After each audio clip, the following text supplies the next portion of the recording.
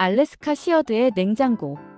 저에게 알래스카는 늘 언젠가는 꼭 가보고 싶은 여행지였습니다. 하지만 기회가 쉽게 찾아오지 않아 오래 기다려야 했습니다. 그러던 어느 날 우연히 광고에서 알래스카행 크루즈 패키지를 보게 되었고 이것이다 싶어 바로 신청했습니다. 허버드 선생님과 함께 가고 싶었지만 여러 사정이 맞지 않아 이번 여행은 남편과 둘이서 떠나게 되었습니다. 알래스카로 향하는 크루즈는 워싱턴주 시애틀에서 출발하기 때문에 먼저 시애틀에 도착해 하루 묵은 뒤 크루즈에 올랐습니다. 배는 주노, 스케그웨이, 캐치칸을 차례로 들르게 되어 있었습니다. 원래는 가이드가 동행하는 일정이었지만 참가 인원이 적어져 우리 부부만 단독으로 크루즈를 타게 되었습니다. 말 그대로 모든 것을 스스로 해결해야 하는 여행이 된 셈입니다. 다행히 여행사에서 각 기항지 프로그램을 미리 설명해주고 우리가 선택한 일정은 예약해두어서 큰 불편은 없었습니다. 크루즈 여행의 매력은 바다 위에서 시간을 천천히 보낼 수 있다는 데 있습니다. 남편은 끝없이 펼쳐진 바다를 멍하니 바라보며 시간을 보냈고 저는 배 안에서 열리는 댄스 공연이나 라이브 쇼를 보면서 하루를 즐겼습니다. 흔들리는 배 위에서 보내는 시간이 이렇게 여유롭고 평화로운지 처음 알았습니다. 첫 기항지는 알래스카의 수도 주노였습니다. 사실 저는 오랫동안 알래스카의 수도가 앵커리지라고 믿고 있었는데 실제 수도는 주노였습니다. 배가 정박하자 다양한 프로그램들이 준비되어 있었는데 하나하나가 별도로 비용을 지불해야 했고 가격도 만만치 않았습니다. 하지만 여행사에서 많은 사람들이 선택하는 인기 프로그램을 추천해 주어서 저희도 그 제안을 선택했습니다. 작은 배를 타고 바다 한가운데로 나아가 고래와 해달을 관찰하는 일정이었는데 평소에 보기 어려운 해양 동물들을 가까이서 만날 수 있어 정말 특별했습니다. 고래가 물을 뿜으며 물 위로 솟구치는 장면은 숨이 멎을 만큼 인상적이었습니다.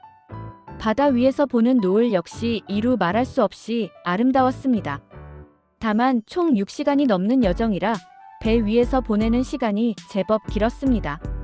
해가 질 무렵 배로 돌아와 다시 크루즈에 탑승해 스케그웨이로 향했습니다. 스케그웨이는 한때 금이 발견되었다는 소식에 전 세계 사람들이 몰려들었던 곳입니다. 실제 금광이 있는지조차 확실하지 않은데도 금을 찾겠다는 열망 하나로 거친 협곡을 기어 올라가던 사람들의 모습이 상상이 되지 않을 정도로 험한 지형이었습니다. 지금은 그 위험한 길을 대신 기찻길로 연결해 관광 열차가 다니는데 열차 창밖으로는 바로 아래가 낭떠러지인 구간이 끝없이 이어졌습니다. 처음 타보는 사람이라면 누구나 심장이 조마조마해질 만한 풍경입니다. 하지만 아름다움 또한 말로 표현하기 어려울 만큼 압도적이었습니다. 높은 산 위에서 쏟아져 내려오는 폭포를 보기 위해 열차는 몇 번이고 서주었고 우리는 그 순간을 사진 속에 담느라 바빴습니다. 왕복 5시간이 넘는 길이었지만 자연의 장엄함과 초기, 개척자들의 용기가 고스란히 느껴지는 시간이라 절대로 잊을 수 없는 하루가 되었습니다. 영화 황야의 부름이 바로 이 스케그웨이를 배경으로 하고 있다는 설명을 들으니 당시 사람들이 왜 그곳에 매료되었는지 이해가 되었습니다. 마지막 기항지는 캐치칸이었습니다. 이곳에서는 알래스카 대게를 무제한으로 먹을 수 있는 패키지를 선택했습니다. 많은 사람들이 함께 버스를 타고 식당으로 이동했고 도착하자마자 커다란 찜통에서 갓 꺼낸 대게가 쉴 틈 없이 테이블에 올라왔습니다. 식당 직원들이 먹기 쉽게 다리를 잘라주어 도착하는 즉시 바로 맛볼 수 있었습니다. 몇 번이고 리필이 가능해 마음껏 먹을 수 있었고 그날만큼은 모두가 행복한 표정을 짓고 있었습니다. 식사 후에는 근처의 원주민 마을을 둘러보는 일정도 있었습니다. 그들의 문화와 생활 방식을 들여다보는 뜻깊은 시간이었습니다. 크루즈가 다시 바다로 나아가고 마침내 이번 여행의 하이라이트인 빙하 앞에 도착했습니다. 배는 빙하가 보이는 지점에서 멈춰섰고 수많은 사람들이 갑판으로 몰려 나와 사진을 찍었습니다. 빙하라고 하면 거대하고 웅장한 모습을 떠올리게 되지만 실제로는 예전에 비해 많이 줄어든 모습이었습니다. 지구온난화로 인해 녹아내린 흔적을 직접 본 순간 여행의 기쁨 속에서도 묵직한 걱정이 스며들었습니다. 주노에 머무는 짧은 시간 동안 저는 꼭 가보고 싶었던 알래스카 주 의사당을 찾았습니다. 크루즈 선착장에서 걸어서 갈 수 있을 만큼 가까웠습니다. 의사당 앞에는 시어드의 동상이 서 있었고 앞면은 보수 공사 중이었습니다.